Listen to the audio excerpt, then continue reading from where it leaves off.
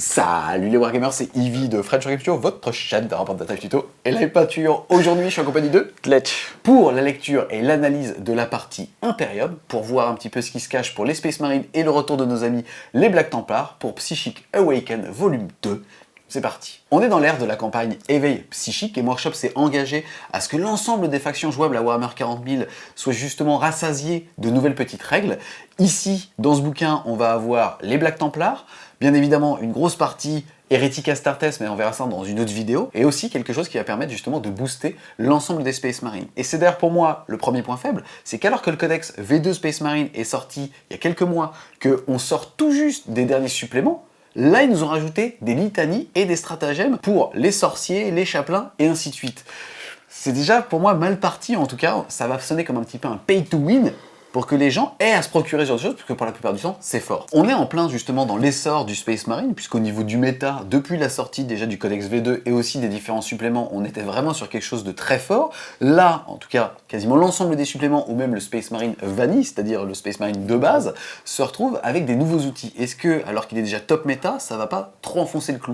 Alors d'un côté oui, parce qu'il y a certaines figurines qui étaient déjà très fortes, qui vont devenir encore plus fortes, ou alors des coups en points qu'on va pouvoir se passer grâce à ce nouveau supplément. Donc sur ce côté-là, bien sûr, après ils sont déjà largement devant, donc à la limite ça leur fera plaisir. Mais d'un autre côté, il y a aussi des figurines qui n'étaient pas forcément jouées, enfin où on avait trop de disparités par rapport à un truc qui était très fort et qui sont un peu remises au goût du jour grâce à ces petits suppléments. Pour rentrer dans le dur de ce supplément, en tout cas pour la partie encore une fois Imperium, on va s'attaquer aux règles maître de chapitre. C'est le fait de pouvoir avoir des nouvelles litanies de chapitres, aussi un état-major chapitrame, des nouveaux stratagèmes et pas mal de petites choses. Petite précision quand même par rapport aux reliques ou aux traits de seigneur de guerre, il existe aujourd'hui dans l'ensemble des suppléments des stratagèmes qui nous permettent, une fois qu'on a déjà pris un seigneur de guerre, de pouvoir donner un deuxième trait de seigneur de guerre mais qui doit être issu du supplément. Ça veut juste dire que vous devez mettre comme trait de seigneur de guerre primaire celui-là et ensuite aller chercher celui de votre supplément. Exactement. Pour mieux comprendre, avant justement de rentrer dans les litanies, on va s'attaquer à la customisation de l'ensemble des archétypes de personnages qu'on va avoir au sein de l'Imperium avec le maître de la sainteté. Pour un PC, si on a une armée réglementaire et qui inclut au moins un détachement de Space Marine, alors avant la partie, on va pouvoir utiliser le stratagème maître de la sainteté. Pour un point de commandement, utilisez ce stratagème avant la bataille, choisissez une figurine de chapelain de votre armée qui n'est pas un personnage nommé. Jusqu'à la fin de la bataille, la figurine choisie gagne le mot-clé maître de la sainteté et l'aptitude suivante, maître de la sainteté. Cette figurine connaît une litanie supplémentaire tirée des litanies de bataille et peut réciter une litanie supplémentaire au début du round de bataille. Vous ne pouvez utiliser ce stratagème qu'une fois par bataille et votre armée ne peut pas inclure deux maîtres de la sainteté du même chapitre. Il faut savoir que ce type de règle va aussi exister pour les librarians et d'autres types de personnages et qu'à chaque fois, ça sera quasiment les mêmes restrictions, c'est-à-dire pas plus d'un, et à chaque fois, on va débloquer la connaissance, par exemple, d'un pouvoir psy en plus, et aussi de pouvoir en lancer un à chaque phase de psychique. Exactement. Et ajouter à ça, ce stratagème-là vous permet en fait d'accéder à deux nouveaux traits de chapitre et ainsi que deux nouvelles reliques. Et ça, ce sera le même schéma pour tous les autres états-majors de chapitre, que ce soit apothicaire, librarian, etc., etc. Yes, toujours avant en tout cas de découvrir les nouvelles litanies, on va voir justement ces petits bonus. On va avoir comme trait de seigneur de guerre sage orateur. Lorsque vous effectuez un jet pour déterminer si une litanie récitée par ce seigneur de guerre réussit, vous pouvez relancer le dé. Très très fort, on vient d'avoir un chapelain qui peut maintenant caster deux litanies et vous pouvez maintenant les reroll. Donc rien à dire, c'est très fort, enfin je vois pas qu'est-ce qu'il y a d'autre à dire. Ensuite, on va avoir prêcheur ardent, ajouter 3 pouces à la portée de l'aptitude chef spirituel de ce seigneur de guerre et à toutes les litanies récitées par celui-ci. Et bien très sympathique également parce que un des gros problèmes des litanies c'est souvent leur portée, donc rajouter plus 3 pas c'est toujours intéressant, qui peut aussi s'associer avec d'autres traits de seigneur de guerre, etc., qui peuvent donner aussi des bonus de portée. Donc on peut commencer à aérer un peu notre dispositif et avoir des bulles beaucoup plus élevées pour nos chapelains. Au niveau des reliques, en plus, on va avoir le Rosalus Sacro-Saint, figurine de maître de la sainteté uniquement. Cette figurine a une sauvegarde invulnérable de 3+. Alors très très sympa, moi je pense surtout à un chapelain en particulier qui est le Smash Chapelain White Scar. Donc le Smash Chapelain à l'origine c'était le Smash Capitaine qui est devenu Smash Chapelain avec plein de bonus. En fait il se donne plein de bonus pour avoir beaucoup d'attaques et d'énormes damages. Et donc son gros point faible c'est qu'il se trimballe avec une 4+1 vue. Maintenant il a une 3+, il est un peu plus serein. Et enfin pour terminer, dernière relique va être le jugement de l'empereur, figurine de maître de la sainteté uniquement. Lorsque vous résolvez une attaque effectuée contre une figurine avec cette relique, votre adversaire l'adversaire ne peut pas relancer le jet de touche, ni relancer les jets de blessure, ni relancer les jets de dégâts. De plus, quand un test de morale est effectué par une unité ennemie à 6 pouces ou moins d'une figurine avec cette relique, jetez 2 dés et ignorez les résultats le plus bas. Elle est un peu plus situationnelle celle-là, parce que bon, empêcher les rerolls c'est toujours sympa, mais quand les autres ils se traballent à 4+, 3+1 vue, bah, ça devrait bien se passer. Elle est en dessous des autres. On peut remarquer juste un petit truc, c'est que comme en fait vous obligez l'adversaire à jeter 2 dés, par exemple quand vous jouez contre des porte-pèse, ça peut un peu counter leur bannière, etc. Donc c'est intéressant. En tout cas, là on l'a vu, ce qui va surtout être intéressant, c'est de le prendre en seigneur de guerre pour pouvoir fiabiliser ses litanies. D'ailleurs, on a l'excellente surprise de découvrir les nouvelles litanies de chapitres. Et on va voir Wisecar trancher la tête. Si cette litanie réussit, quand vous résolvez une attaque d'arme de mêlée effectuée par une figurine d'une unité amie Wisecar à 6 pouces ou moins de cette figurine, vous pouvez relancer le jet de blessure. Cette litanie Wisecar est vraiment très très sympa parce que on peut avoir des full reroll de touches, que ce soit avec le maître de chapitre ou que ce soit le chapelain lui-même avec la prière générique. Et avec ça, vous pouvez aussi avoir la full reroll des blesses. Donc full reroll des touches, full reroll des blesses, c'est quand même vachement sympa. Ce qu'il faut noter quand même, c'est que ça marche qu'au corps à corps, cette reroll des blessures. Donc c'est vraiment dans le style Wisecar. On est d'accord. Ensuite, on va avoir Imperial Fist, forteresse de la résolution. Si cette litanie réussit, quand vous résolvez une attaque en état d'alerte effectuée par une figurine d'une unité Imperial Fist à 6 pouces ou moins de cette figurine, les jets de touche réussis sont ceux de 5 ou 6. Alors celle-ci, je la trouve un petit peu en dessous par rapport à toutes les autres litanies qui sont disponibles, mais qui est quand même pas mal parce que en fait ça donne pas envie de venir les charger. Mais déjà de base, les Imperial Fist avec leur stratagème qui transforment vos armes en pistolets, vous n'avez pas forcément envie de venir les chatouiller, mais ça peut faire peur par exemple à des figurines qui vont très vite et qui peuvent les one-shot. Je vais prendre un exemple que je connais très bien, c'est le Lord Discordant par exemple, qui peut vous foncer dessus et vous one-shot votre pack. Là en fait ça donne pas envie d'y aller parce que entre les dégâts 2 et l'Overwatch à 5+, il y a moyen que vous y passiez. Qui passe ou alors tout simplement que tu arrives avec un palier dégressif. Ouais, mais vous lui tuez quand même avec le palier dégressif, mais surtout c'est qu'il y passe, vraiment. Ensuite, pour les Salamanders, on va avoir Sauveur désintéressé. Si cette litanie réussit, les unités Salamanders amies à 6 pouces ou moins de cette figurine peuvent effectuer des interventions héroïques comme si elles étaient des personnages. Sous-entendu, si à la fin de la phase de charge, il y a des unités à 3 pouces ou moins de vous, alors vous pourrez les impacter.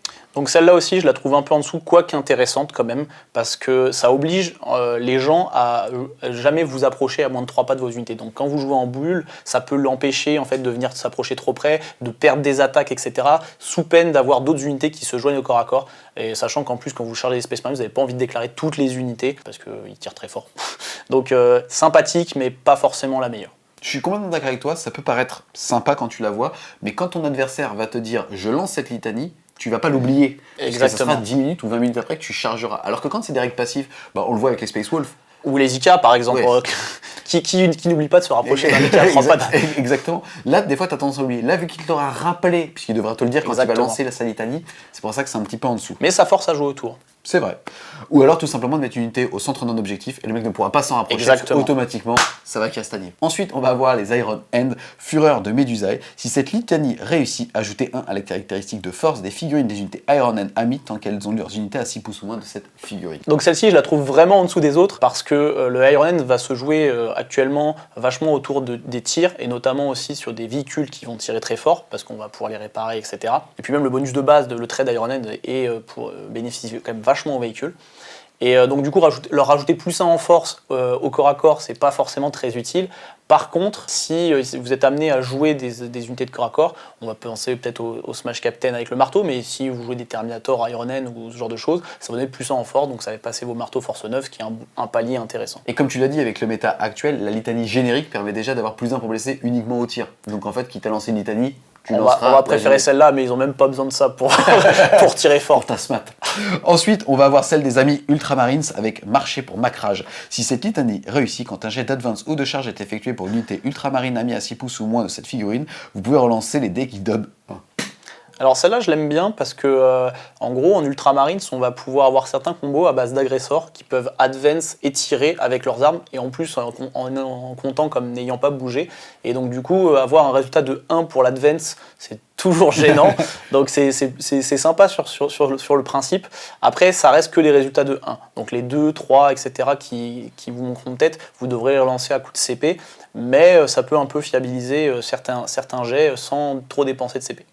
Et pour finir, on va avoir la litanie spécifique à la Ravenguard avec vif comme des corbeaux. Si cette litanie réussit, choisissez une unité Ravenguard amie à 6 pouces ou moins de cette figurine. L'unité peut tirer un tour où elle a battu en retraite. Si elle a le mot-clé vol, elle peut aussi charger à ce tour. Donc celle-là, je la trouve par contre très forte parce que là, ça nous permet vraiment d'avoir le désengagement et tir sur une unité à un moment clé. Donc ça, c'est plutôt pas mal.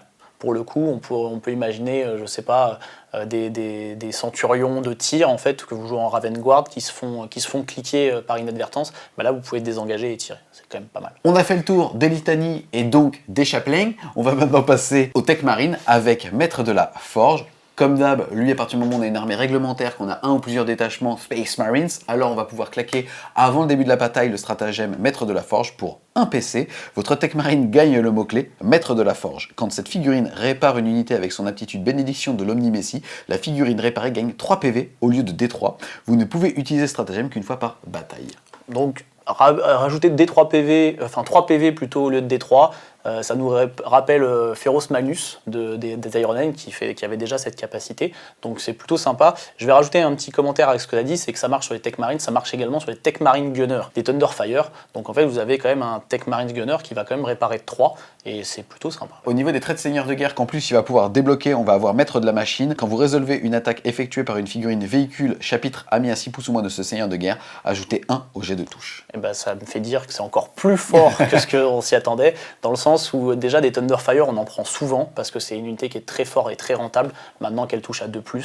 Et là vous allez avoir tendance à vouloir donner +1 pour toucher à un véhicule qui va être pas trop loin. Enfin moi je pense directement par exemple aux Iron Man où tu joues du Repulsor et du Thunderfire, et ben là tu as ton Thunderfire, tu vas donner +1 sans devoir jouer Iron Hand et prendre Féroce Magnus. Donc tu vois, vous allez pouvoir jouer un chapitre successeur par exemple, et ça c'est super fort. Ensuite on va avoir Gardien des Anciens, ajouter 1 les caractéristiques de force des attaques des figurines de Dreadnought, chapitre ami tant qu'elles sont à 6 pouces ou moins de ce seigneur de guerre. Les Dreadnought, il y en a des CAC, mais c'est pas forcément les plus prisés, c'est pas quelque chose qu'on va voir souvent, et deuxièmement c'est que ça oblige votre Tech Marine à suivre vos Dreadnought et en fait aller au corps à corps, et c'est pas forcément leur fonction première, ils sont plutôt tendance à rester derrière. C'est vraiment Jacouille là pour le coup qui ouais. court à côté. Bah, on peut imaginer le Dreadnought et son petit Tech Marine qui court après pour le réparer. Par contre dans ce cas là prenez plutôt un vrai Tech Marine, c'est pas un gunner parce que sinon lui il va perdre son arbre. Je rejoins ce que tu as dit et surtout mis en comparaison avec Maître de la Machine où là pour le coup tu vas tirer 2+ avec ton canon Thunderfire et qu'en plus de ça ton Repulsor ou n'importe quoi, même un Razorback ou n'importe quoi, ça fonctionnera mieux, sera systématiquement meilleur. Exactement. Au niveau des reliques qu'on va pouvoir débloquer, on va avoir les reliques de la Forge avec le Mortis Machinae, figurine de Maître de la Forge avec hache énergétique uniquement. Donc du coup, ça veut dire que les Tech Marine Gunners ne peuvent pas la prendre puisqu'ils n'en ont pas. Yes, cette relique remplace la hache énergétique et va être force +3, PA-3, dégâts D3, aptitude lorsque vous résolvez une attaque effectuée par cette arme contre une unité qui a le véhicule. Si le jeu de sauvegarde est raté, cette unité subit une blessure mortelle en plus de dégâts normaux. C'est une bonne hache, faut se le dire. Malheureusement, je pense que c'est pas forcément. On ne prend pas des Tech Marines pour aller au corps à corps. Et la deuxième relique va être protecteur endurant, figurine de Maître de la Forge. Uniquement ajouter 1 à la caractéristique d'endurance d'une figurine avec cette relique. Une figurine avec cette relique a aussi une sauvegarde invulnérable à 4. Le seul combo que je vois vraiment avec ça, c'est d'avoir +1 en endurance et commencer à cumuler l'endurance, par exemple avec le sort des Salamanders, et passer du coup endurance 7 sur nos Tech Marines. Donc c'est sympa, la 4+1 vue c'est cool parce que les Tech Marines de base n'en ont pas, c'est sympathique mais sans être non plus ultra fumé. On a fait le tour des Maîtres de la Forge, est-ce que tu as quelque chose à dire? Est-ce que tu trouves que ça va être unbalance, que c'est un gros buff? Est-ce que tu trouves qu'on aura systématiquement besoin de son éveil psychique? Pour le Maître de la Forge, pas forcément systématiquement besoin, mais c'est quand même très sympathique quand tu vas jouer des gros véhicules, sachant que tu peux mettre ça sur des personnages qui sont pas chers, les Tech Marines, voire quasiment gratuit si tu joues des Thunderfire. Au final, le seul défaut qu'on peut y voir, c'est qu'il faut que ce soit votre seigneur de guerre. C'est vrai. On va maintenant passer au chef Librarian. Le premier des chefs Librarian, c'est quand même Tigerius. Tu as parlé tout à l'heure de Féroce Magnus. Il avait déjà, lui, le mot-clé, Maître de la Forge. Donc on ne va pas être capable de stacker. Et ça, c'est assez positif. Il y a pas mal de garde-fous quand même par rapport aux personnages déjà burnés qu'on va avoir dans les différents suppléments. Donc ici, pour un PC, on va pouvoir avoir un chef Librarian. Il va passer de Librarian à chef Librarian. Il va connaître un pouvoir psychique en plus et en lancer un directement en plus. Bah, c'est quand même plutôt sympa de pouvoir caster un sort de plus, c'est vraiment fort. Ça permet de cumuler en fait les pouvoirs psy sur un seul personnage et du coup éviter de cumuler les psycheurs, d'en avoir un pour juste ses buffs. Du coup on se retrouve avec un Librarian qui vaut pas cher, qui doit valoir dans les 90 points et qui peut caster 3 sorts. C'est vrai qu'un psycheur niveau 3, ça va envoyer du bois. Au niveau justement des traits de seigneur de guerre, si celui-ci est le chef de l'armée, on va avoir maîtrise psychique. Lorsqu'un test psychique est effectué pour la première fois à une phase de ce seigneur de guerre, ajoutez 1 au total. C'est pas mal, ça permet de passer les bons pouvoirs au bon moment, donc très bon. Yes. Ensuite, moi mon préféré c'est Érudit Suprême du Librarius. Ce seigneur de guerre peut générer des pouvoirs psychiques de toutes les disciplines auxquelles il a accès, au lieu de les générer dans un seul domaine. C'était la frustration qu'on avait quand on choisissait par exemple le domaine des ultramarines, c'est qu'on pouvait pas avoir le domaine générique. Moi je l'aime beaucoup aussi parce que ça permet d'aller chercher des pouvoirs psychiques et dans votre supplément Ultramarines, Iron Hand, tout en allant chercher dans les pouvoirs psy du codex générique. Donc ça évite de prendre 2 psycheurs, voire pas du tout. Au niveau des reliques que ça va nous permettre de débloquer, on va aussi avoir Vinculum Vitae, puisque figurine avec épée... Vinculum Vinculum Vitae, figurine avec épée de force. Uniquement cette relique remplace l'épée de force. On va avoir +1 à la force, -3 à la PA et damage D3 aptitude lorsque vous résolvez une attaque effectuée avec cette arme. Un jet de blessure non modifié de 6 inflige D3 blessures mortelles au lieu des dégâts normaux. Bon, c'est un petit bâton qui est sympathique, mais à l'instar de nos amis les Tech Marines, on n'en voit pas forcément le Librarian courir. Après, il y a peut-être des combos à faire avec une espèce de Smash Librarian, je ne sais pas. J'y ai pas encore trop réfléchi, mais voilà. C'est pas forcément la fonction principale qu'on va leur attribuer. Un qui va être très fort, ça va être le suaire neural, ajouter 12 pouces à la portée de l'aptitude coiffe psychique d'une figurine ayant cette relique. Il aura donc +1 à dissiper, donc pas à 12, mais à 24. Donc ça c'est pas mal, parce que justement, comme tu le dis, ça peut commencer à vraiment devenir une épine dans le pied. Dès que vous commencez à dissiper, vous dissipez tout le temps à +1, et c'est plutôt cool. Ensuite, on va passer au chef apothicaire. On va avoir le même stratagème pour 1 PC le fait de choisir un apothicaire de son armée. Celui-ci passera donc chef apothicaire. Lorsque cette figurine prodigue des soins à unité, vous pouvez relancer le dé pour déterminer si une figurine détruite peut revenir dans l'unité. Et bien évidemment, on ne peut le faire que sur une figurine. Et ben, je trouve ça intéressant, c'est ce que je disais tout à l'heure, c'est des figurines de l'apothicaire qui n'est pas forcément joué actuellement, mais je trouve qu'avec une reroll pour pouvoir le relever, il est quand même beaucoup plus intéressant, et avec quelques petits traits de seigneur de guerre à ajouter, il est plutôt cool. Ces traits de seigneur de guerre vont être gardiens de l'avenir. Lorsqu'une figurine d'une unité infanterie, chapitre, ami ou motarde, ami perd 1 point de vie, lorsque son unité est à 6 pouces ou moins de ce seigneur de guerre, jetez un dé. Sur un 6, le point de vie n'est pas perdu. A la place, si l'unité concernée à la tactique de chapitre, la chair est faible, le PV n'est pas perdu sur un jet de 5. Donc +1. C'est ça, c'est +1 au jet, donc la chair est faible, pour rappel, c'est ceux des Iron Hand, et donc du coup, ce sera un Feel No Pain à 5, donc c'est plutôt sympa. De pouvoir garantir un bon Feel No Pain à 5 sur nos grosses unités. Ensuite, on va pouvoir avoir guérisseur désintéressé. Ce seigneur de guerre peut prodiguer des soins à jusqu'à 2 unités au lieu d'une, et une unité qui s'est vue prodiguer des soins par ce seigneur de guerre peut se voir prodiguer des soins une deuxième fois au même tour par ce seigneur de guerre. Celui-là, je l'aime beaucoup parce que ça va vous permettre de relever 2 figurines dans une unité différente, ou de relever une figurine puis de la soigner de D3 PV, puisque quand vous vous relevez, vous avez qu'un seul PV. Et quand vous commencez à faire ça sur des figurines qui valent 100 points par exemple, on va penser au Centurion Canon Laser, ça commence à devenir l'unité bling bling. Hein. Mais même un Centurion de base, en fait, il coûte déjà très cher. C'est vraiment très intéressant. Ça va vous permettre, en fait, au fil de la partie, si vos adversaires ne vous terminent pas vos unités, de faire énormément de value en termes de points. Au niveau ensuite des reliques, on va avoir acquittement, figurine avec pistolet bolter ou pistolet bolter absolvor uniquement. Cette relique la remplacera. Ça va être une portée de 16 pouces, pistolet 1, force 5, PA -3, dégâts 1. Lorsque vous résolvez une attaque effectuée par cette arme contre une unité qui n'a pas le mot-clé véhicule ou monstre, cette arme a une caractéristique de dégâts de D6. Pour le coup, je la trouve pas bien, hein, parce que un tir pour peut-être potentiellement faire des 6 damage, en plus ça cesse pas de portée, c'est que vous mettez en danger.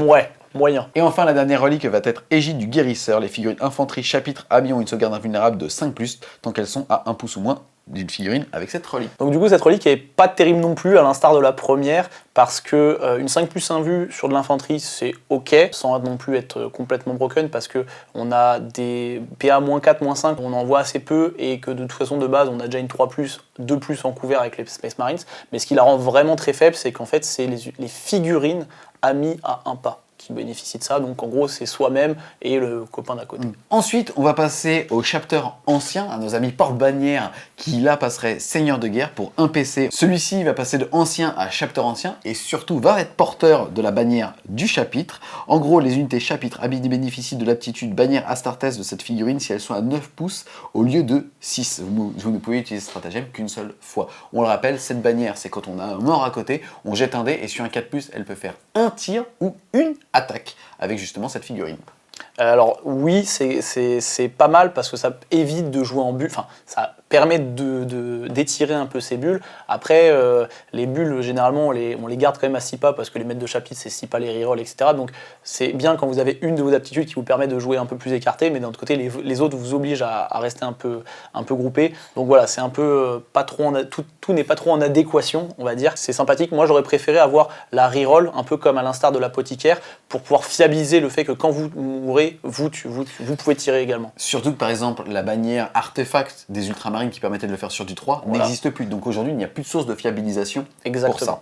Au niveau des traits de seigneur de guerre qu'on va débloquer, on va avoir présence singulière. Les unités d'infanterie, de motards, de dreadnought amis à 3 pouces ou moins de ce seigneur de guerre peuvent effectuer des interventions héroïques comme si elles étaient des personnages. Et bien c'est un peu comme ce qu'on se disait avant sur la litanie des salamanders, c'est que c'est intéressant parce que vous pouvez intervention héroïque et éviter les unités qui vous rentrent un peu trop dedans, mais c'est quand même pas trop fou non plus parce qu'il faut être à 3 pas, donc c'est-à-dire que votre personnage se met en danger. Plus bon, vous l'avez déclaré en début de partie, bon ça il peut ne plus s'en souvenir, c'est pas comme l'autre qu'on tu dis juste avant, mais voilà, c'est pas non plus la folie. Yes, un qui va être meilleur, ça va être exemple inébranlable, les unités infanterie chamitre amis à 3 pouces ou moins gagnent défenseur de l'humanité, sous-entendu objectif sécurisé. Et ça, c'est intéressant. Alors, c'est objectif sécurisé, et en plus, si vous avez déjà objectif sécurisé, c'est un objectif sécurisé plus. Donc, en gros, vous passez vraiment devant tout le monde. Donc, celle-ci, elle est intéressante dans le sens où vous pouvez avoir des unités vraiment qui sont au-dessus des autres en termes de super OP. Donc, sur un jeu d'objectifs, c'est pas mal. Après, je sais pas à quel point vous allez avoir votre seigneur de guerre qui arrive à atteindre les objectifs facilement, puisque, comme on disait tout à l'heure, vous allez jouer plutôt en bulle. Après, vous allez pouvoir vous mettre potentiellement au milieu de la table, en super OP++, on ne peut pas trop vous approcher parce que vous tirez fort, que quand vous mourrez, vous retirez, etc. Donc il y a peut-être une stratégie à faire là-dessus, mais je ne suis pas encore sûr que ce soit vraiment ça que vous allez prendre en priorité. Au niveau des artefacts, on va avoir la bannière du chapitre avec l'étendard de la haine vertueuse. Étendard de la haine vertueuse, les figurines qui tirent avec une de leurs armes de tir ou effectuent une seule attaque avec leurs armes de mêlée à cause de l'aptitude bannière Astartes, résolvent leur capacité comme si elles avaient une caractéristique de tir ou de combat de 2+. Donc celle-ci, sur la 2+, c'est sympa, mais c'est pas non plus la folie dans le sens où vous touchez déjà à 3+, si vous êtes à portée de votre capitaine, enfin votre maître de chapitre, vous allez faire du 3+ reroll, ce qui est une stat assez proche de la 2+. Je suis pas sûr que ce soit vraiment ça qui va vous faire gagner vos games. Et pour finir, on va avoir le Polon des glorieux défunts. Figurine avec l'aptitude bannière Astartes, ça va avoir une aptitude en plus, puisque là, quand on meurt, on ne va pas pouvoir faire qu'une, mais 2 attaques au corps à corps. Celle-ci, encore une fois, c'est pas non plus la folie, parce que vous rajoutez une attaque, donc vous passez de 1 à 2 attaques. Je vois que 2 unités sur lesquelles c'est pas mal, c'est les centurions d'assaut qui closent fort, et les agresseurs qui ont des gantelets aussi qui tapent un peu fort. On a fait le tour des chapters anciens. Est-ce qu'il n'y a pas un petit goût de déception quand même ? Bah, moi je trouve qu'ils l'ont un peu raté celui-là, contrairement à l'apothicaire qui donne vraiment envie de le jouer. Le fait que ce soit pas fiabilisé, que les bonus sont ok mais qui changent pas vraiment, apportent pas vraiment grand chose, bah, je le trouve un peu raté. Je trouve qu'ils ont un peu raté le design de celui-ci. On est d'accord. Ensuite, on va passer au champion. Là, c'est le fait de passer son compagnie champion en chapter champion et le fait de lui octroyer un malus à la touche, puisque celui-ci, quand il sera irréversible, aura -1 pour être touché. C'est pas la folie, on va se le dire. -1 pour être touché, c'est un bonus sympathique, mais en gros, quand vous êtes parti avec votre champion dans les lignes ennemies, vous allez un peu galérer. Après, il faut voir si on peut pas cumuler ces malus avec d'autres règles. Donc peut-être avec un cumul de malus, ça peut commencer à devenir bien, mais de base, comme ça, c'est pas la folie. Ça va nous permettre de débloquer comme trait de seigneur de guerre maître dueliste. Quand vous résolvez une attaque contre ce porteur et que vous faites un jet de touche de 1, celui-ci va jeter un dé et sur un 4+, vous prendrez une blessure mortelle. C'est donc un espèce de contre qu'on va pouvoir faire, c'est une botte. C'est une parade. Donc celui-là il est sympa, vous pouvez relancer, donc c'est pas le dé, c'est le jet je pense, c'est une coquille de la traduction française. Il est plutôt cool parce que ça permet de fiabiliser vachement nos charges. Donc d'économiser un PC minimum si c'est un dé ou alors le jet global et ça c'est très fort. Au niveau des reliques, on va avoir la lame du triomphe. On va remplacer l'épée énergétique ou l'épée de maître avec une épée qui va faire force +2, PA-4, damage flat 3. Elle est pas mal celle-là, elle est assez violente, hein. PA-4, damage 3, c'est fort. Il y a peut-être le +2 en force qui va manquer peut-être un peu de force sur les grosses créatures qu'on veut aller cibler avec ce genre d'arme, mais bon, on est quand même à force 6, c'est ok. Et puis on sait qu'on a des bonus en fait pour pouvoir monter à force 8, potentiellement avec des prières de chapelain ou ce genre de choses, donc à voir. Yes, et la dernière relique va être l'artifice angélique. Ça va octroyer une sauvegarde à 2 et une invulnérable à 4 au porteur. Donc ça va ajouter un petit peu de résistance à notre chapter champion, avec le -1 pour le toucher, peut-être avec d'autres bonus qu'on peut avoir derrière. Il commence à être résistant. Bon, le trait de seigneur de guerre, je vous arrête tout de suite. N'essayez pas de dire on va tanker à la 4+, on va tanker à la 2+, et la 4+1 vue, et puis faire des mortels. Ça te fait boire à chaque fois ça. Non, ça va te faire boire. Avant de conclure sur justement toutes ces nouvelles entrées, ou en tout cas ces petits boosts sur les entrées existantes, on va quand même préciser qu'il y a pas mal de garde-fous. Comme on le disait tout à l'heure au niveau du Librarian, par exemple Tigerius qui était déjà chef Librarian ne bénéficie pas de ces bonus. Ici, pareil pour les Chapter Champions, parce que si on prend par exemple le Chapter Champion des Ultramarines, il a déjà les mots-clés comme s'il avait déjà en fait été boosté par ce petit point de commandement. Il ne va donc pas être éligible à la relique et au trait de seigneur de guerre. Sinon, il serait vraiment trop fort. Bah, c'est vrai qu'il serait fort, mais d'un autre côté, on en verrait peut-être. Parce que je suis d'accord, Tigurius, ce serait beaucoup trop fort. Eux, ils viendraient peut-être beaucoup plus intéressants à les jouer. Bon, après, les Space Marines, c'est déjà fort de base, on est d'accord, c'est peut-être la rengaine qu'on va pouvoir avoir, mais des Chapter Champions, on n'en voit pas non plus tous les jours, donc ce serait peut-être cool de booster plus ces figurines-là que des chapelains qui n'avaient pas besoin. On a fait le tour, comme on l'a dit, des chapelains, des anciens, des librarians et des champions. Qu'est-ce que tu vois là-dedans? Est-ce que c'est bullshit? Est-ce qu'il y a des choses qui sont vraiment utiles? Si tu devais faire un top, qu'est-ce que tu mettrais en avant? Alors moi je pense que le premier et le plus fort ça va être le chapelain, parce que 2 litanies potentiellement reroll si vous le mettez seigneur de guerre, je trouve ça très très fort. Il y avait pas mal de listes où on allait payer un deuxième chapelain pour se procurer cette deuxième litanie. Là vous allez économiser le prix d'un chapelain en fait carrément. Donc pour moi, c'est un des meilleurs. Le Librarian est également très fort, puisque ça permet, pareil, encore une fois, d'économiser le prix d'une figurine. Donc c'est bon. Ensuite, je mettrai l'apothicaire. Moi, j'aime beaucoup l'apothicaire qui vous permet de fiabiliser cette régénération de PV, tout en le faisant sur 2 figurines. Quand vous allez jouer sur des figurines qui coûtent très cher, on parlait du Centurion, où ça va devenir très intéressant. Et ensuite, je vais mettre les autres qui sont un peu en dessous. Alors le Tech Marines, moi je l'aime bien. Il est même très fort en fait, notamment quand vous allez jouer Iron Man, mais je trouve ça vachement ciblé sur le Iron Man parce que c'est avec ça que vous allez jouer beaucoup de véhicules. Les autres chapitres jouent un peu moins de véhicules ou de véhicules qui tirent. Mais quand vous allez commencer à jouer un répulsor, c'est fort. Le seul défaut, c'est que ça doit être votre seigneur d'armée, en gros, parce que vous allez le prendre pour le plus 1 pour toucher, notamment. La réparation est un peu plus anecdotique. Et ensuite, pour les deux derniers, je vais prendre le chapter ancien et le chapter champion. Alors, je vais mettre le chapter ancien en dernier parce que je trouve qu'ils se sont ratés sur le design. Je trouve ça dommage. Alors, il y a peut-être des trucs forts avec que j'ai pas forcément vu à l'heure d'aujourd'hui, mais je préfère le côté champion un peu boosté et puis permettre d'avoir un mec badass, quoi, juste pour son épée. On passe maintenant à une excellente surprise parce que beaucoup pensaient qu'ils avaient été oubliés, c'est les Black Templars. Ils n'avaient pas justement eu de suppléments quand Game Workshop avait publié les 6 suppléments. Certains pensaient aussi qu'ils allaient être greffés, notamment à ceux des Imperial Fist. Ça n'avait pas été le cas. En tout cas, leur symbole était présent dans la charte qu'avait partagée Game Workshop, donc ils devaient être couverts par Psychic Awaken. Ici, c'est le cas, ça fait super plaisir, mais est-ce que, contrairement à ceux qui avaient eu un bouquin dédié, ça va pas manquer un petit peu, justement, de profondeur au sein de leur introduction? Et c'est ça fait un peu rajouter de la dernière pièce sur le Psychic Awakening parce que vous avez oublié juste avant. C'est ça qui est un peu dommage, mais n'empêche, ils sont là, ils sont présents. On les a enfin, les Black Templars, qui sont iconiques des Space Marines. C'est de la croisade depuis 10 000 ans. Donc voilà, ça fait plaisir de les voir et qui ont leurs règles comme tout le monde. Au niveau donc des Black Templars, on va rappeler que quand on joue une armée de l'Imperium et qu'on a un détachement mono Black Templar, on va de toute façon avoir les tactiques de chapitre. Celles-ci ne sont pas ici, mais pour rappel, c'est la relance des charges et aussi le fait de pouvoir annuler les blessures mortelles subies sur du 5. Exactement. Ce qui en fait un trait OK. C'est plutôt un bon trait pour une armée qui se veut d'assaut, relancer les charges, c'est plutôt sympa. Là, on va avoir, tout comme dans un supplément fervent croisé, sous-entendu, si l'armée entière est constituée de Black Templar, on va débloquer l'aptitude chevalier du Sigismund. Tant que la doctrine d'assaut est active, quand vous résolvez une attaque d'arme de mêlée effectuée par une figurine Black Templar avec cette aptitude contre une unité qui n'est pas un véhicule, dans le tour où vous avez soit chargé, soit effectué une intervention héroïque, un jet de touche non modifié de 6 pour la touche blesse automatiquement la cible. Une blesse auto, c'est toujours bien parce que ça permet en fait d'aller taper des hautes endurances. Malheureusement, ça marche pas sur les véhicules, c'est ça qui est un peu dommage parce que les plus hautes endurances, c'est des véhicules, donc du coup, on n'arrivera pas à les blesser auto. Ça renforce un peu l'aspect du Black Templar qui part à l'assaut puisque c'est une doctrine d'assaut, c'est plutôt cool. Mais le deuxième point négatif, c'est que ça marche qu'en doctrine d'assaut, donc en fait vous devez attendre jusqu'au tour 3 pour pouvoir en bénéficier. Ensuite, au niveau des autres règles, on va avoir champion de l'élu, qui est qu'en gros le stratagème champion de chapitre, c'est tout simplement ce qu'on vient de voir pour booster justement les chapter champions, ne sont pas éligibles ici, puisque vous allez le voir en fait, le champion de l'empereur est déjà un petit peu plus boosté.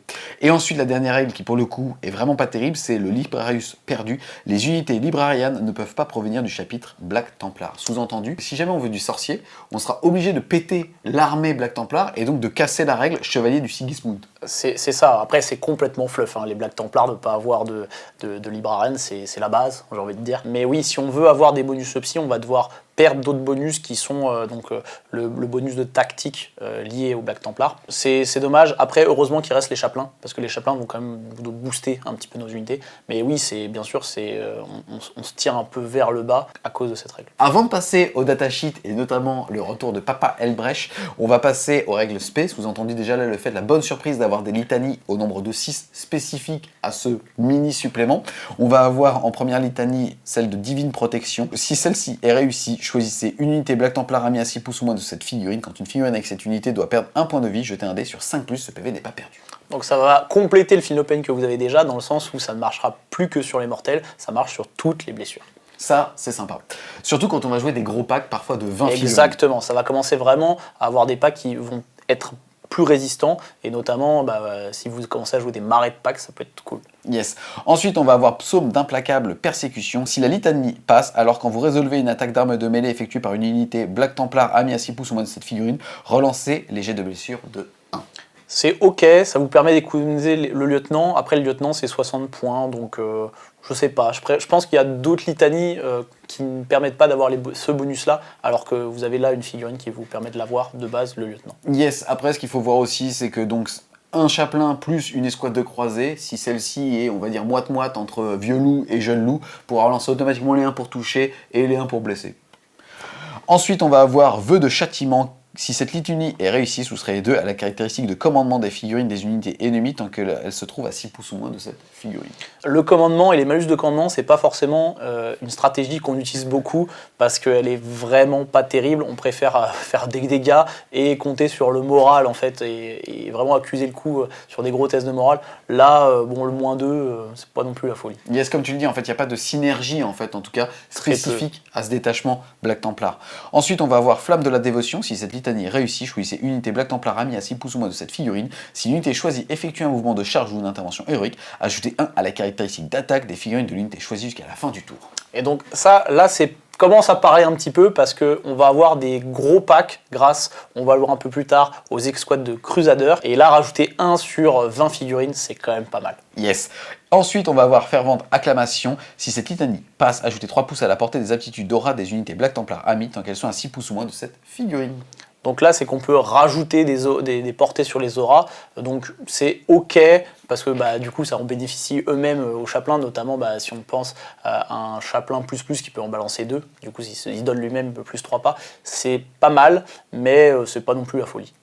Et pour finir, Serment de gloire. Si cette litanie réussit, choisissez une unité Black Templar amie à 6 pouces ou moins de cette figurine. L'unité choisie combat toujours en premier à la phase de combat, même s'il n'a pas effectué de charge à ce tour. Si l'ennemi a des unités qui ont chargé ou des aptitudes similaires, choisissez à tour de rôle en commençant par le joueur dont c'est le tour.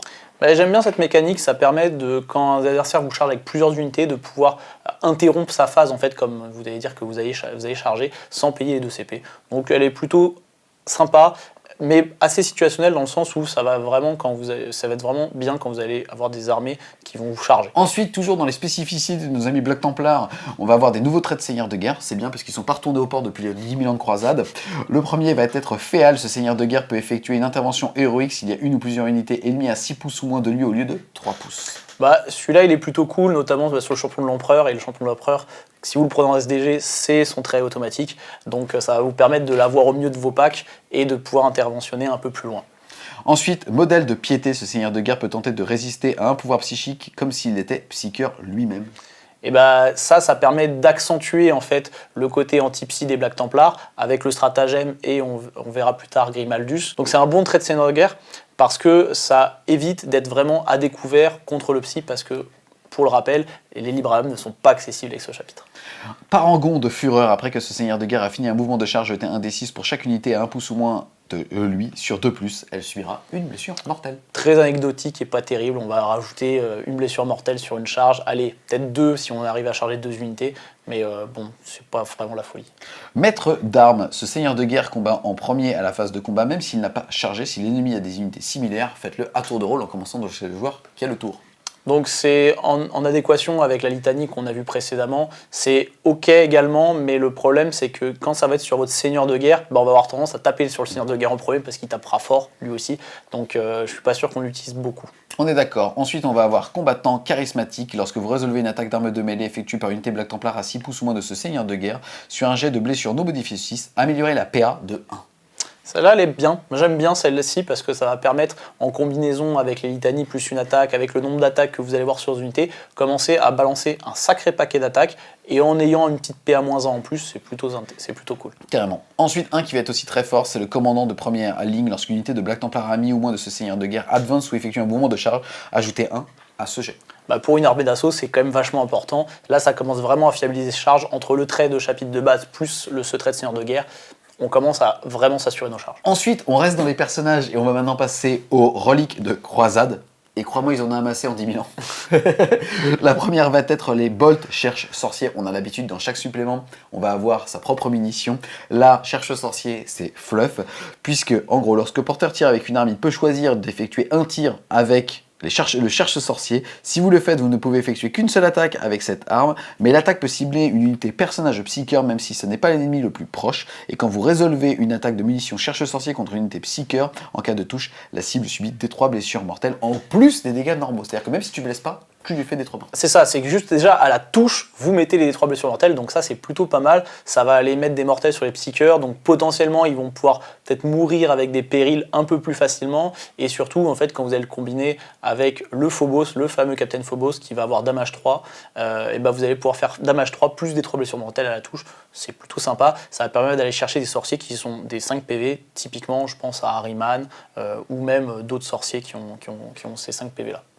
Ensuite, on va voir le suaire Aurélien. Une fois par bataille, au début du round de bataille, une figurine avec cette relique peut dévoiler le suaire. Jusqu'à la fin de ce round de bataille, les figurines des unités Black Templar amis ont une sauvegarde invulnérable de 4+, donc elles sont à 3 pouces ou moins de cette figurine.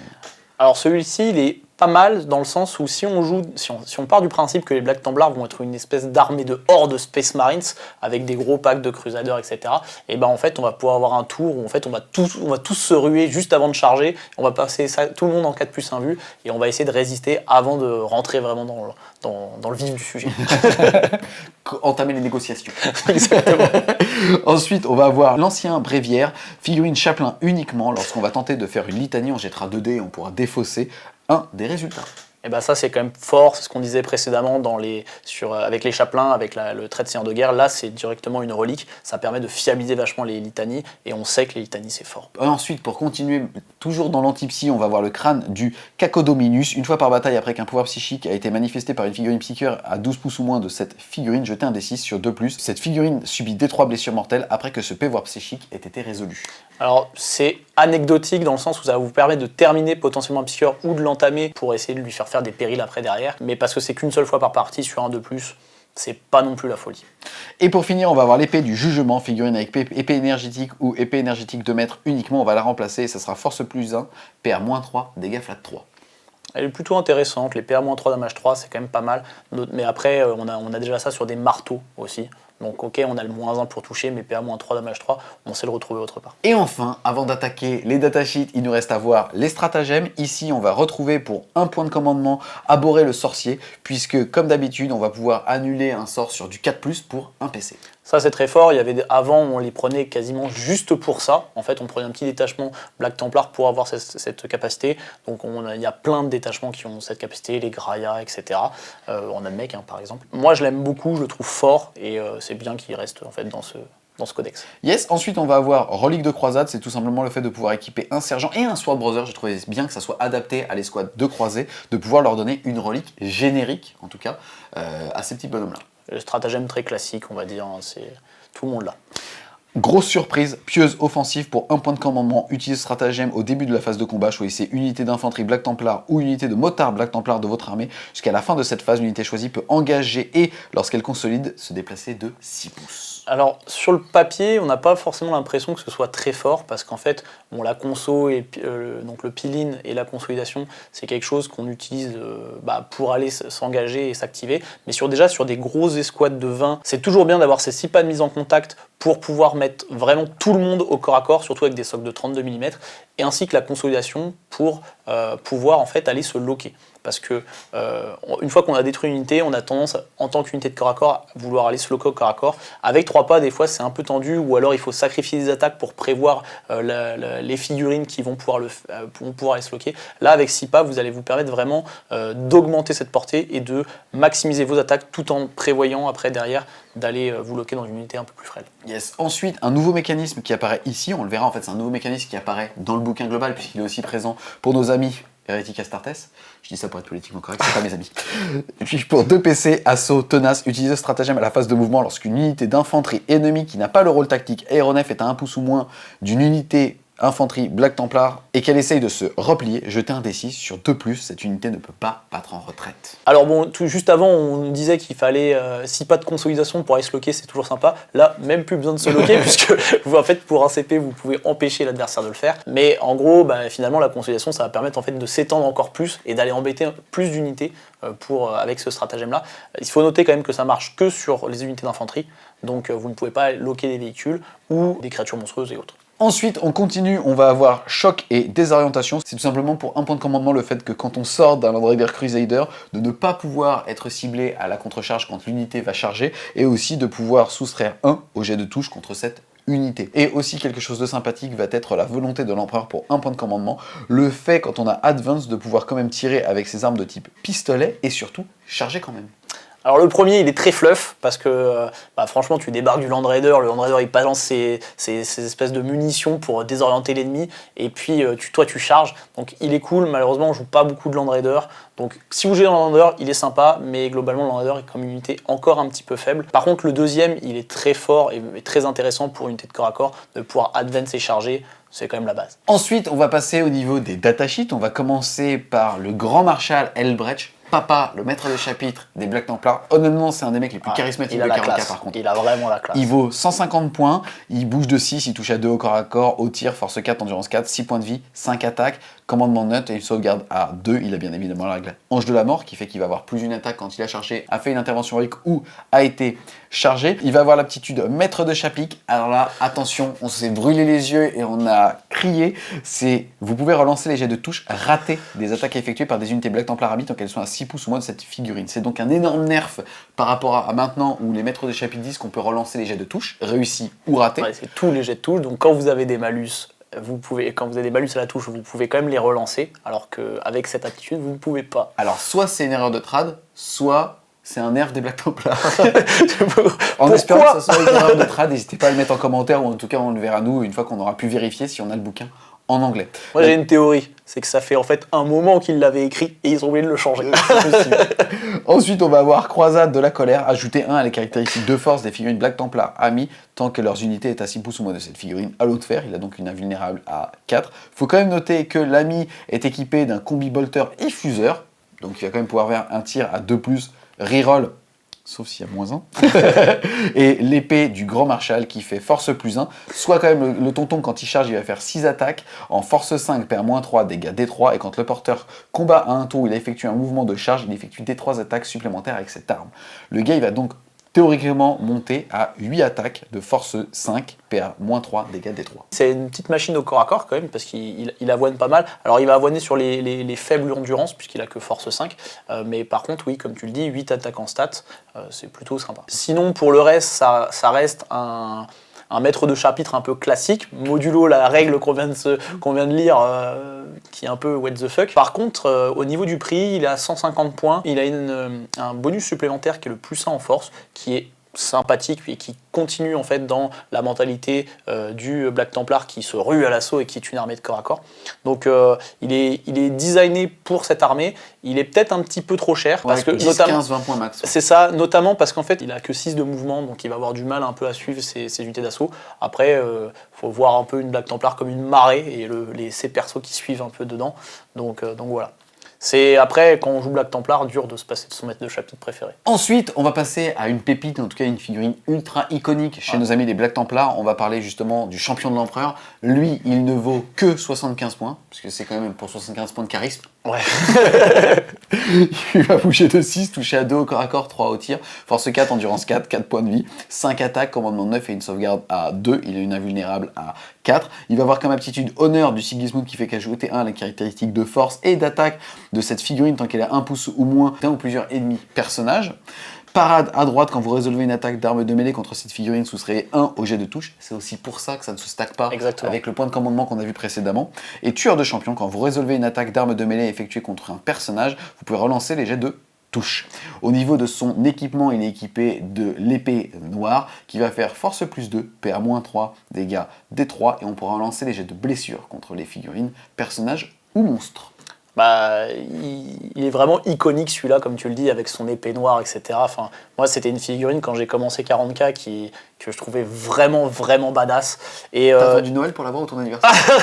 Non, parce que je jouais pas Black Templar, mais pour le coup, j'aimais beaucoup la voir, que ce soit dans les White Dwarf ou autre. Et je pense qu'elle est plutôt intéressante parce que c'est comme une figurine qui va contre les personnages monter à force 7, PA-3, damage D3, qui va relancer les touches et les blessures grâce à l'épée. Donc plutôt sympa pour 75 points. Après, c'est toujours la même chose, il va falloir arriver au corps à corps avec une figurine qui avance de 6, c'est pas non plus le plus évident, mais comme on disait encore juste précédemment, on va avoir peut-être des marées et des marées de Black Templar qui se ruent sur les hérétiques pour les dessouder.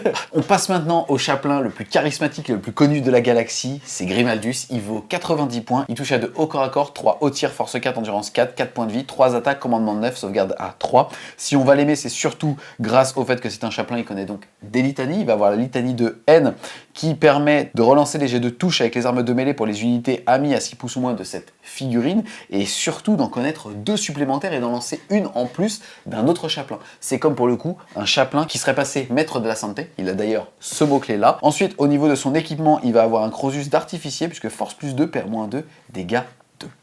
Exactement. À ça, tu vas lui rajouter une petite règle qui est le zèle inégalé. Donc c'est quand vous résolvez une attaque d'arme de mêlée par une unité Black Templar qui est à 6 pas, on peut effectuer une attaque supplémentaire quand on va faire un 6 pour toucher. Donc ce qui se combine pas mal avec leurs règles de base, en fait, quand ils sont passés en doctrine d'assaut, qui sont les 6 pour toucher, vont vous faire blesser automatiquement. Un 6 naturel pour toucher va faire une blesse auto, plus une attaque supplémentaire grâce à Grimaldus.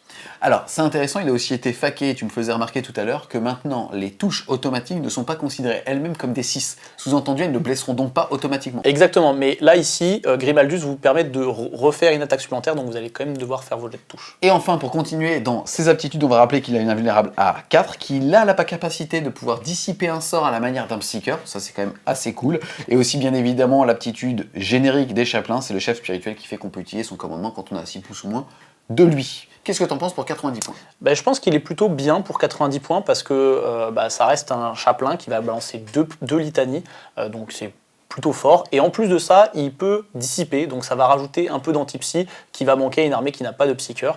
Donc c'est plutôt cool. Et comme tu viens de le dire, en plus justement de la source de disciple de ce petit Grimaldus, on va avoir le stratagème plus un trait de seigneur de guerre. Et donc normalement, avec ces 3 outils, on se prémunit quand même des armées normalement munies de psy, quoi. On n'est pas à poil complètement contre le psy. On va maintenant passer à une entrée intéressante, c'est le Génobite Servitor. Lui pour le coup, il vaut 2 points, on les joue par 3, ça fera donc 6 points pour l'unité d'élite. Ça bouge de 5, ça touche à 5 au corps à corps, 5 au tir, force 3, endurance 3, 1 point de vie, une attaque, commandement de 6 et une sauvegarde à 4. Ça va avoir la règle suite de chapelain qui fait que ça n'utilise pas de slot quand on a Grimaldus avec. Effacement mental, les figurines de cette unité ont une capacité de combat, une capacité de tir de 4+, et une capacité de commandement de 9 si elles sont à 6 pouces ou moins de Grimaldus, et aussi surtout relique de Hellsearch. Lorsqu'une figurine d'une unité Black Templar amie est à 6 pouces ou moins de cette unité et perd un point de vie suite à une blessure mortelle, jetez un dé sur 4+, le PV n'est pas perdu. Cela ne se cumule pas avec toutes les règles permettant à une figurine de ne pas perdre un PV suite à une blessure mortelle. Donc ça se cumule pas avec leur trait de chapitre de base,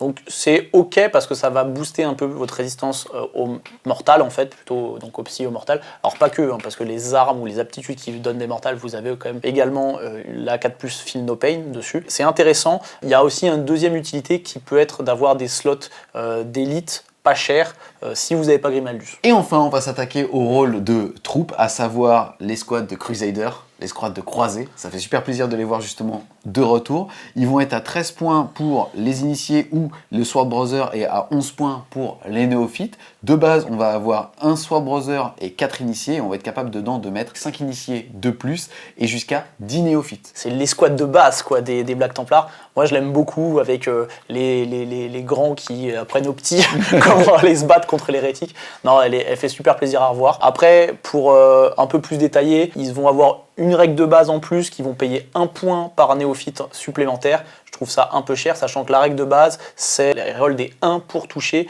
quand vous avez au moins autant d'initiés que de néophytes. Yes, cette règle s'appelle paire de combattants. Et ensuite, par rapport à l'équipement, d'un côté, on va avoir les initiés qui sont équipés un petit peu comme des scouts, on va dire. Ils peuvent avoir un fusil à pompe à Startess. Et par tranche de X figurines, on va être capable de les burner un petit peu plus, soit avec des haches énergétiques, soit avec pas mal de choses. Mais malheureusement, cette unité va coûter vraiment cher. Comme tu l'as dit, elle est remplie de charisme. T'as, on va dire, d'un côté les papas et après, t'as les jeunes crocs qui sont là pour justement être formés à aller chasser de l'hérétique. Mais 13 points pour de 5 à 10 figurines et 11 points pour les 5 à 10 autres, ça fait des escouades qui coûtent cher, et hormis le fait que certes ils peuvent relancer les charges, il y a certainement des combos, mais on a commencé à en faire et on passait au-dessus des 500 points pour balancer dans les 50 attaques avec plus en force avec Eldritch et ainsi de suite. Le fait est que pour 500 points, quand on commençait à faire des stats, soit ça sortait 5 Space Marines ou 5 Primaris, mais on était à 100 points en face, soit ça faisait quelque chose comme 10 PEV à un IK quand on était vraiment vent dans le dos. Donc un petit peu déçu quand même. C'est vrai, mais par contre ça va apporter quand même, on va le souligner, une mécanique qui n'est pas vraiment existante dans le Codex Space Marine, c'est d'avoir des squads de 20. Les Space Marines ont maximum 10 figurines dans leur unité. Là, vous pouvez vraiment avoir 20 Space Marines, à l'instar des Space Marines du chaos qui peuvent avoir eux aussi des gros packs de 20. On a fait le tour justement des nouveaux mécaniques de stratagème pour customiser les personnages et aussi et surtout justement du supplément intégré des Black Templars. Qu'est-ce que t'en penses toi ?